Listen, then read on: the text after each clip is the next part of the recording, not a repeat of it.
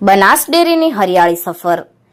અરવલ્લી, બનાસકાંઠા અને જેસોરની ગિરિમાળાઓને હરિયાળી બનાવવાનું મહાઅભિયાન.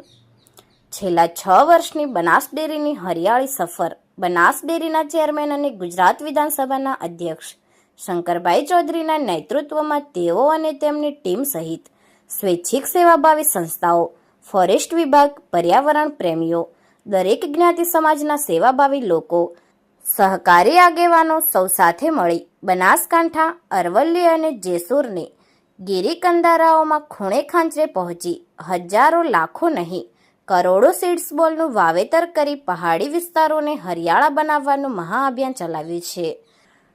સતત 6 વર્ષની આ મહેનત એક દિવસ એવો રંગ લાવશે કે પહાડી વિસ્તારની આ હરિયાળીને નિહાળી સૌ કોઈના કાળજામાં ઢાઢકનો અનુભવ થશે.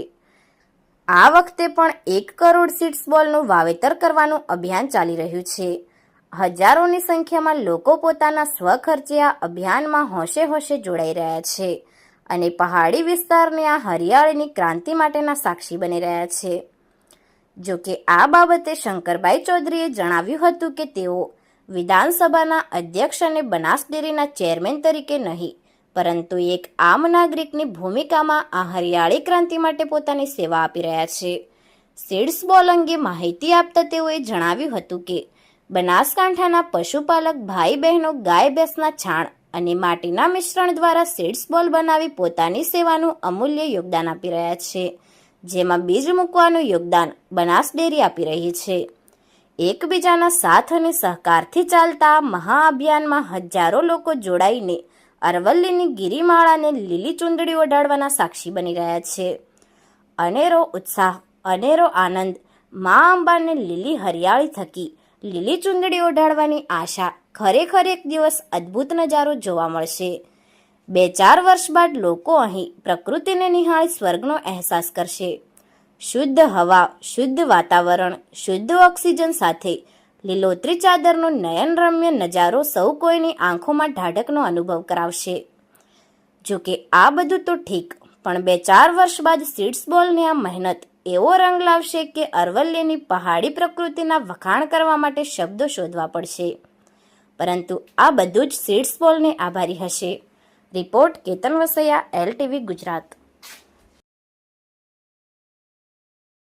છેલ્લા 6 વર્ષથી સીડબોલ અભિયાન એ અરવલ્લીની ગિરિમાળાઓમાં બનાસના પ્રજાજનો, બનાસ ડેરી, ફોરેસ્ટ ડિપાર્ટમેન્ટ સૌ સાથે મળીને અલગ અલગ સ્વૈચ્છિક સંસ્થાઓ, જ્ઞાતિ સમાજના ગ્રુપો, બધી ટીમો સાથે મળીને સહકારી આગેવાનો ગામે ગામથી બધા પર્વતો ઉપર આવીને સીડબોલ નાખવાનું કામ કરે છે. પહેલા વર્ષે જેસોરના પર્વત ઉપર કામ કર્યું હતું, તેનું ખૂબ સારા પરિણામ મળ્યા અને અત્યારે આપણે ગયા વર્ષે ગબ્બરની અંદર આ કામને હાથ ઉપર લીધું, ત્યાં પણ ખૂબ સારું પરિણામ આપણને મળ્યું અને સાતત્યપૂર્ણ રીતે આ 6થા વર્ષે આ કામને આગળ વધારી રહી છીએ. અહીંયા હરિયાળી ચૂંદડી માં જગદંબાને પહેરાવી શકાય કેવું એક આ કામ છે. આપણા પ્રધાનમંત્રી મોદી સાહેબે એક આહવાન કર્યું હતું કે અહીંયા અંબાજીના દાંતાના ડુંગરાઓ એ હરિયાળા બને.